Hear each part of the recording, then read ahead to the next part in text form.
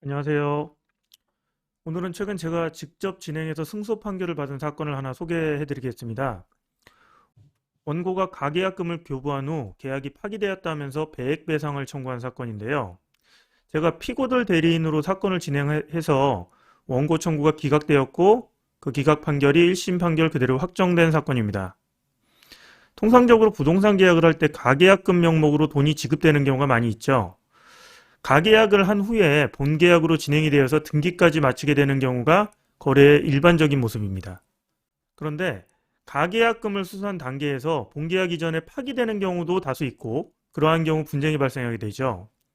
특히 이 사건에서는 원고가 가계약금을 계약 당사자인 매수인 계좌가 아니라 중개사 계좌로 입금을 해왔는데 이후 계약 진행이 되지 않은 사례입니다.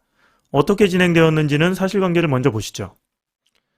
피고 1은 이 사건 부동산의 소유자, 피고 2, 3은 공인중개사, 원고는 이 사건 부동산을 매수하려던 자입니다. 사건 경위가 어떻게 됐냐 하면 원고는 이 사건 부동산을 매수하기 위해서 2020년 11월경 피고 3 및 원고 측 공인중개사 소의 A와 만났고 같은 날 피고 2의 직원 계좌로 5천만 원을 이체하였습니다. 피고 2는 이 자리에 없었어요. 이후 피고 1은 제3자에게 이 사건 부동산을 매도하였고 원고는 위 5천만 원을 돌려받았습니다. 원고 주장이 뭐냐 하면 첫 번째로 주의적으로 이행불능, 계약상 책임이죠. 이행불능에 기한 손해배상금 또는 해약금으로 5천만 원을 지급하라. 예비적으로 피고 2, 3은 연대해서 민사상 불법행위 또는 공인중개사법 위반을 원인으로 손해배상금 5천만 원을 지급하라고 주장을 했습니다. 이러한 원고 주장에 대해서 법원이 어떻게 판단을 내렸는지를 한번 보겠습니다. 판결 요지. 일단 주의적 청구에 관해서는 매매계약의 본계약이나 가계약의 성립을 위해서는 매매 및 매매계약의 본질적 내용에 대하여 매도인 매수인 간 의사합치가 필요하다. 이것이 전제이다. 라고 밝혔습니다.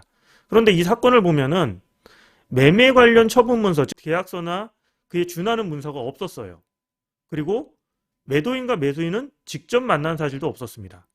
이러한 상황에서 매매계약의 본질적 사항인 계약금이나 중도금 액수나 지급 방법이나 잔금의 구체적 액수, 지급 방법, 부동산 인도 시기 이런 매매계약의 본질적 사항에 관해서 매도인 매수인 간의 구체적인 의사의 합치가 있었다고 볼 아무런 증거가 없다고 판단을 했습니다. 그리고 특히 가계약금에 관해서 배액 상환이 가능하려면 해약금 약정의 존재가 명백하게 인정되어야 한다. 이 내용은 대법원 판결, 최근에 나온 대법원 판결의 내용인데요. 이 사건에서는 이런 해약금 약정이 존재하지 않는다고 봤습니다. 그래서 원고의 주의적 청구, 이행불능에 기한 손해배상 청구는 인정하지 않았고요. 두 번째로 예비적 청구, 피고 2, 3의 공동불법행위를 원인으로 한 손해배상 청구에 대해서는 어떻게 판단을 했는지 보겠습니다. 재판부는 피고 2, 3의 공동불법행위가 성립하려면 위 피고들이 고의로 원고를 기망하거나 착오에 빠뜨려 원고로 하여금 이 사건 부동산에 대한 매매 계약이 체결되었다고 믿게 하여야 한다고 판시하고 있어요. 그런데 이 사안에서 원고는 원고 측 중개사인 소의 A를 특별한 이유 없이 피고로 지정하지 않고 오히려 소의 A 명의로 원고의 주장에 부합하는 사실확인서를 수령 제출했어요.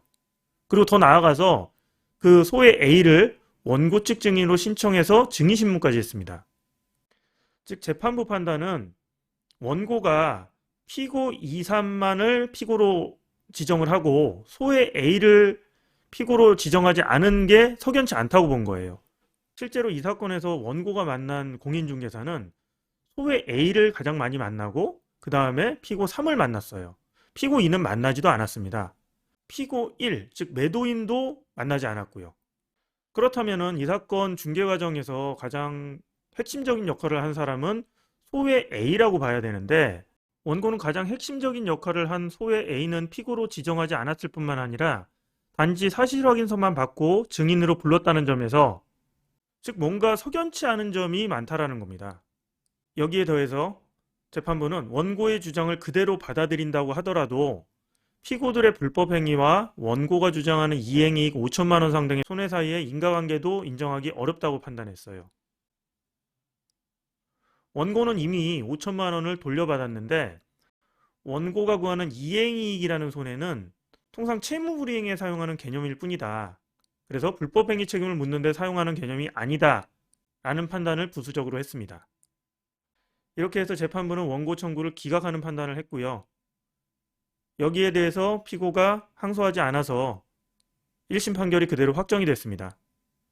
이렇게 제가 직접 진행한 가계약금 관련 승소 판결을 소개해드렸습니다. 정리하자면 부동산 계약을 할 때 가계약금 명목의 금원을 수령한 단계에서 파기된 경우 해당 계약이 우선 가계약인지, 그렇지 않으면 계약의 목적물이라든가 대금, 지급 시기와 같은 본질적 내용이 구비된 본계약인지 그것을 먼저 검토해야 된다는 것이죠. 두 번째로 가계약의 경우에 해약금 약정, 즉 통상 배액상환 약정이라고 부르는데요. 이런 약정이 있는지를 살펴봐야겠습니다. 왜냐하면 최근 대법원 판결은 가계약을 원인으로 수수한 금원에 대해서 해약금 약정이 없다는 이유로 청구를 기각한 사례가 늘고 있기 때문입니다. 다음 시간에 한번 살펴보도록 하겠습니다. 감사합니다.